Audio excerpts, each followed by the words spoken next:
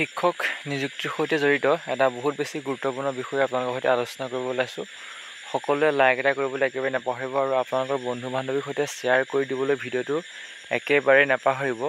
কাৰণ BTC ফালৰ পৰা যি ডকুমেণ্ট ভেৰিফিকেশ্যনৰ কাম আৰম্ভ হৈছিলে নিৰ্বাচনৰ আগমুহূৰ্তত, সেয়া বন্ধ কৰা হৈছিলে কোড অফ কণ্ডাক্টৰ কাৰণে, সেয়া হয়তো সকলোৱে গম পায়। আৰু সেই একেটা কাম পুনৰ আৰম্ভ কৰিব বিচাৰিছে BTC ফালৰ পৰা। 12 তাৰিখৰ পৰা জুলাই মাহৰ 1 তাৰিখলৈকে অনুষ্ঠিত হ'ব পুনৰ ভেৰিফিকেশ্যন প্ৰক্ৰিয়া। বড়োলেণ্ড ষ্টাফ কলেজত আৰম্ভ হ'ব কোকৰাঝাৰত।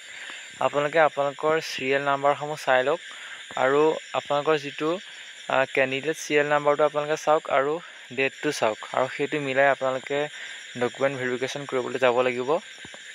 বহুত বেছি এটা ভাল খবৰ। সকলোৱে যি নেকি BTCৰ ভেৰিফিকেশ্যনৰ কাৰণে ৱেইট কৰি আছিলে, তেওঁলোকৰ কাৰণে বহুত বেছি এটা ভাল খবৰ আপোনালোকৰ সৈতে শ্বেয়াৰ কৰিলোঁ।